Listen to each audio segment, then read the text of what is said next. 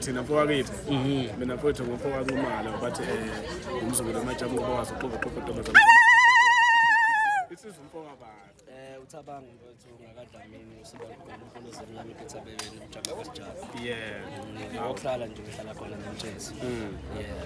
manje mfowethu lokhu uphorosha udonkana mfowethu lokhu uphorosha udonkana bekwenzakalani namhlanje la namhlanje besinemashi elokhunjaneni ngoba kuzoba nje umhla ka-30 lesibili angithi ngiyazi ukuthi kuyekwenzeka ukuthi sihlaleleni ngathi nesihlalele abafethu kwase kuthiwa abantu belokhunjani imashi abagqugquzela abantu ukuthi balothe so le mashi besizoyenza namhlanje besizoqinisekisa kubantu ukuthi-ke ukuthi sizoqinisekisa kubantu ukuthi siyimashi si-peaceful njengoba ubonile nje sihamba nabantu bomthetho akekho kwenzakalile akekho oshayiwe ukufika akekho bethuka besiyitulela nje siyimashela so imashi ngoba siyenzile namhlanje besifuna ukuzoqinisekisa kubantu sizobanqanya ukuthi asingasebenzisi udlame asintweni lento ngokomthetho ngoba abanye ama-organisation asesebenzisa imashi ukuthi thina siphucuke bonke nabanye abamasulumane babhizi babaseka laba bathi-ke thina si-xenophobic asikho xenophobic thina besizoprova lokho ngoba siyenze namhlanje kumhla ka-26 kulesihlanu ukuthi mase ufika umhla ka-30 sizonqenqa abantu basentshezi ukuthi bakungalutho asiyilweni lento ngokomthetho mhlawumbe mfowethu njengoba iy'ndawo ney'ndawo nezinto ezinhle ezenzakalayo ezinye zibe zimbi la mhlawumbe uma ungabala izinto ey'ntathu yiziphi izinto ofisa ukuthi iy'guquke ingasenzeki ezinye yabona nje mfethu idolobha lakithi lincane lincane kakhulu idolobha lakithi and kodwa abantu abahlala kulo ngokuhlala basemakhaya baningi abantu bangasebenzi yabona nje ngokuqala into ebalulekile thina iqala imashi ukuze ngibe ukhonvina nje wala ngabona isimo sabantu bakithi ukuthi abantu bakithi bafuna ukusebenza abantu bavalelekile emathubeni okusebenza abantu bazokufika yabona la emtshezi bafo abantu basokufika ama-hardware maningi nabanikazi bama-hardware baqasha ama-foreigners kunenye nje ama-hardware laba balukhunja khona mhlawumpe safica 50 shaye operation bese-PS ama-tuck-shop la elokhunjaneni ngokwesibili nje ngikubale bafo yabona la emtshezi uma uzo-ona isaluni kunemafe yabangaphandle isaluni once of isaluni bayakusabisa ukuthi bathathele ama-custom okwesibili base kubala baba-tuck-shop la idolobha lonke lemtshezi ayikho leyo tuck-shop wonke ukufika yabona ngoba laba bavulela umeya icala bebe-38 abanikazi bama-tuck-shop bonke la idolobha lethu lincane kangaka kuney'toro zabantu bokufika abo-38 akukho neyo tuck-shop yomuntu omnyama wala emzansi kulezi toro iyedakamizwa-ke nje ikhampi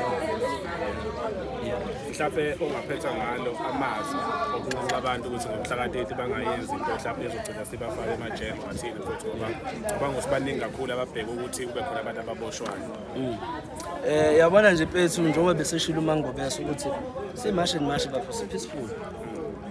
thina i-pressure asiyifaki ekutheni abantu abamboshayo thina ngoba sisuke simashi sifaka i-pressure ku-government ukuthi aka-enforce imithetho yethu yona imithetho yethu le existayo sicela ugovernment asilekelele kulelo so ngoba simasha sisuke singathi asizondi nufa ngoba sithi nje akuhambe abantu abangenamaphepha akuhambe izigebengu esuka ngalezi zizophula imithetho okuyibona abantu bokufika lo muntu menze icala la uzomthola akwaziyo ukuthi uzotholwa nalowo berepha ingane nje kwasithi ukuthi basheshe bamphuthule ukubane akatholakala bayezothola ngoba ezohamba so nje siyacela abantu bakithi ukuthi lento asiyenzeni ngokuthula izosilekelela yabona ugovernment uyatatazela manje yabo ngoba kukhishwa 600 million futhi sinemali ngosuku olulodwa yabo ayikho lento ukuthi thina sihlongoza udlame thina sihlezi si-peaceful baba amamashi ethu futhi akaze kube nodlame sihlezi sinqenqa abantu ukuthi asisebenziseni imithetho ngeke silokubi ngokubi bafethu yabo siyacela nje abantu bakithi behlisa ulaka kulokhunjani kuhanjwe ngemithetho ngeke sithila negila mkhuba masingathi bayigila mkhuba yabo lento ayisahambi mfowethu mhlawumbe okunye nje abanye abantu abaphambili emamashini bayasatshiswa so wena mfowethu awusabini ukuthi magcina bekusabisa noma akukazeni kwafika lapho ekutheni gcine sewusabiseka mina bafo sibe nama-incident abemabili ngangafikela endaweni la ngihlala kubo yangakhona ngifikelwa yibo abasemalawi bezongihlasela ngiphethe labo ucelembe yabona ngabaleka ngokuphunyuka kwami ngabaleka ngaze ngasiza bona abantu baseramzini bona beza njengabantu abazokhuluma nami ukuthi mina why ngihlukumeza abantu baseMalawi ngoba besizokushaya ama-operation ne-SAPS bese bengazi bayazi nasekhaya ngihlala kithi. Okokuqala bafo ifoni yami ngakutshengisa ngeke ngasongelwa mina nje before imashi le yangithi ibinge-April bathi ngeke uphele lo nyaka mina ngingakahlali ngekhaya. Basho njalo i-messages ukutshengisa bathi ngeke iphele lo nyaka ngingakahlali ngekhanda mina bazongihlalisa ngekhaya. Banazo nezithombe zami, banayo yonke into, bananenamba yami bayangithexta ku-WhatsApp inamba yaseMalawi bona nje labaseMalawi kuthiwa mina so mase ningibona ngihamba nqunu labafethu anokwazi ukuthi sebengenze njalo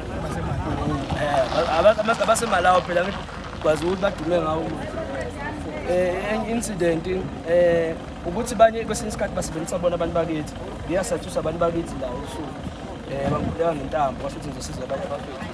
bethi why kathi sava lesitori bathiwa why mina ngikhuluma ngihlukumeza abantu bafethu ukhona ngina wala emashini mina-ke mfethu angigadiwe angisebenzi kulokhu njani yabona so omeya bona ba-protective yabo mina ngihamba ngedwa ngisho ngiye ekhaya yabo so impilo yami isengcupheni kodwa ngoba ngilelise uma kumele ngife mfethu ngiyofa yabona ngimile nje kuzweni yabona even nomzali wami ekhaya uhlezi ethubile ukuthi bazongibulala umali nje ngikhuluma iqiniso uma akayithandi ngempela kodwa ngoba i-passion kimi ukulwela izwe lakithi yabona ngiyaqhubeka ngenkani yami kodwa mase ngikhuluma nomzali wethu ngiyathusa yabo kodwa ngoba egcineni sizonqoba mfethu bese sifihla inhlalo. Hayi siyabonga.